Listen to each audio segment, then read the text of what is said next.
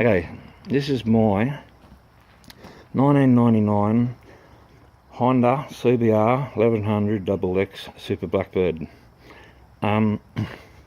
Quick story to it. I occasionally run into an old fella who loves all my bikes. He sees me riding around and we always stop and have a bit of a yarn. And never really paid attention to his bike. He said, "You got a Blackbird?" And I said, "Oh yeah, that's good." I'm not really a Jep fan, but yeah, that's pretty good. Looked at it from a distance. Oh yeah, that'll go fast. I know they go fast because I've heard from them before. They were the world's fastest bike in, I think, 97, 98, production bike. So they hold that record. Anyway, I said, "Where's your Blackbird to this old fella?" And he said to me, "I can't ride anymore. It's too high for me. It's always been too high for me. It's getting too heavy for me now. I've dropped it on both sides. Both fairings got all marks all through it. I've snapped off all the lugs that hold the fairings on, and a couple of big dents in the exhaust pipes. And also it needed just so much work. You can see," he said, "look, the tyres are rooted, brake fluid needs oil, needs bushings, everything's sort of loose and wobbly." He said it just deserves to rust. And I said, "No, it doesn't deserve to rust." So I said, "Do you mind if I come and have a closer look at it?" And I said, "Yep." And he said, "Yep." And I went over there, had a look, and I did. He was right. It needed every single thing to make this bike brand new the way it is right now. It needed every single bush, bearing, seal, springs, brake pads, calipers, brake caliper, rebuild kits, chains, sprockets, and I can go on and on and on. But yeah, so it needed all that. I sort of crunched it in my head, a number, and I went, "Okay, how much do you want for it?"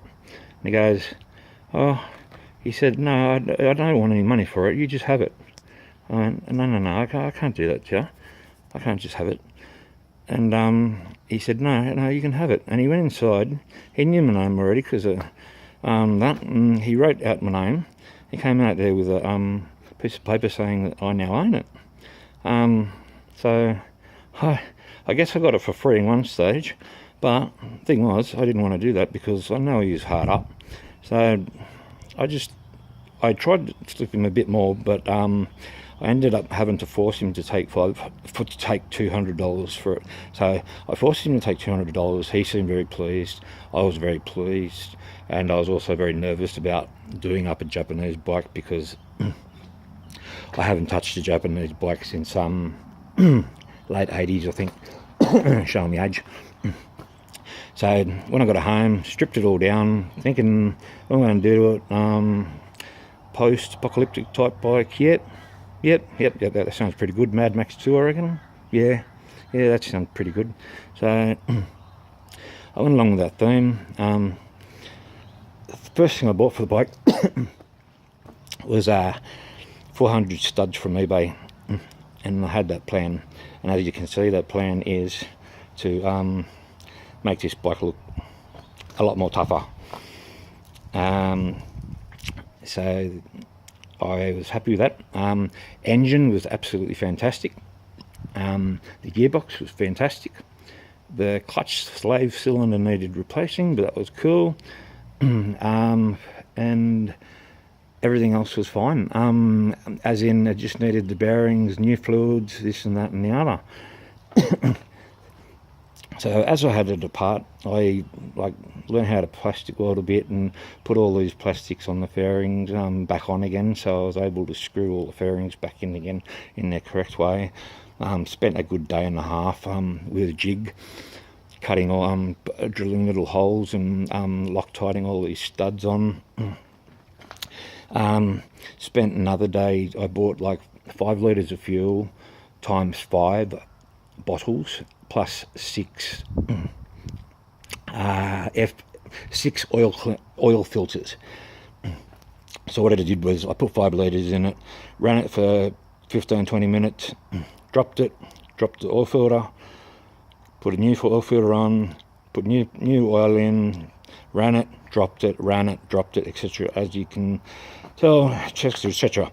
And then the last time I put in a really good quality oil filter and really high quality oil, and now when you check the dipstick, you can't even see the oil. It's so clear. It's very hard. It looks like water. But yeah, so that made me happy. That was good. Been a Blackbird, a raven's a Blackbird, crow, raven, whatever you want to call it. So I put down the raven. I called it the raven. I got some custom made decals online. Put a raven on there, or a crow on there, rather than where the Honda badge goes. Painted the whole thing matte black. Changed out all the discs, put in the second best tyres I could. They're Bridgestone something or others, I think. Battle Axe. Yeah. Yeah, so all new discs, all new everything, headstock bearings, blah blah blah. The whole thing is done front to back. And then what I did was I pulled the yellow lenses off the side mirrors, and I thought they look nasty, they look ugly, but they're legal. But so I ended up putting some clear ones in, and I think they don't look too bad with the little orange bulb in them. They look a lot better than the stock standard, I think. I ended up having to put a new windshield on it because she was just the other one just like it needed it 10 years ago. So I got a nice new windshield. It seems to keep the wind off when you tuck down. I used a proper buff, and some aluminium polish, and I got this front headlight up to brand spanking new, so which was good. These two holes here work like an old version of a supercharger, like a ram air system. So when air goes through, it gets pushed. The faster it gets pushed through, the more airflow the engine gets, the better it is. The colder the air is, the better it is. The engine goes, the motor goes, and the bike goes heaps better. The colder and the faster I ride it. So they're a good idea. They come from like I'm guessing they've taken that sort of scenario from like a GT Ho shaker, like a Ford Falcon shaker here in Australia. I'm not sure what the Americans have got, and anything like that on the bonnet. I know they're Trans Ams, but they're sort of turned backwards. So yeah, so that's like, I call it ram air. Correct me if I'm wrong. I could have done a better job buffing the alloys. But I've actually got a big table buff there, so I could have spent a lot of time. But I thought, she's going to be a Mad Max rat bike, so I don't want it to be a really, really pretty rat bike. So I had to look at least a bit aged. And I think I've managed that fairly well. So this side here, same as the other side. Same, the mirrors, they're stock mirrors. They work really good, actually. They're really, really good. Koreakan ISO pegs, ISO grips. I had these from brand new for another Harley. They're a Harley Davidson hand grip, and the interesting part was they just fit on perfectly. Where, as you know, most super bikes, sport bikes, whatever you want to call it, they have a very thin grip, and it starts to hurt your hand after a while. And these things here make your hand grips quite a lot thicker, and it's very, very comfortable to ride on now. It's still not, I'm not a Harley or anything like that, but yeah, they are. That was a good thing I did. I put stainless steel braided lines in it too. I de-linked the bike, just for the reason because I don't like the de-linking. That was the de-linking sort of. Where's the de-linking here? all these pipes now. The front brake works on front, and back works on back. So if you press the back brake, the front brake won't go on, which is my idea, which is probably a better thing. So, as you can see, I'm hoping you can see, it's quite bright out here. That speedo says what it says. I'd love it if I could get to that speed. I bought the Nubman just for to make sure the speedo isn't lying. So far I've had it up to, let's say I'm private sealed roads, okay? So far I've had it to 273 kilometres, and that was very fast for me. I'm not used to going that fast, but it had plenty more to go. So I could get up there past that 300. We'll never know until I try. So yeah, that'll be on the cards sooner or later. As you go around, fuel tank. These side tank grips, they work really well. They're really good to lean the bike over and grip with that. I'm happy with that. I never really gave it any thought about tank grips, but yeah, they work well. And I was always wondered why people would put like a tank guard on there. They look so ugly, but you can see that as you lean over a sport bike, especially like I wear big bolt buckles and stuff like that, this tank would be stuffed by the time I'd hopped on it and ridden it for a couple of times. So I thank the person who invented that. The seat is made from pigskin. I make all my seats myself.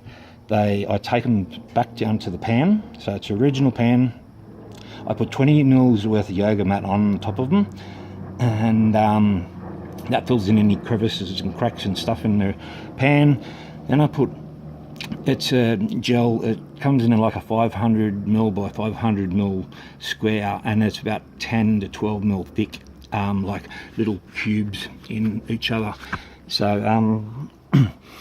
I put one on the front, I put one on for the passenger side,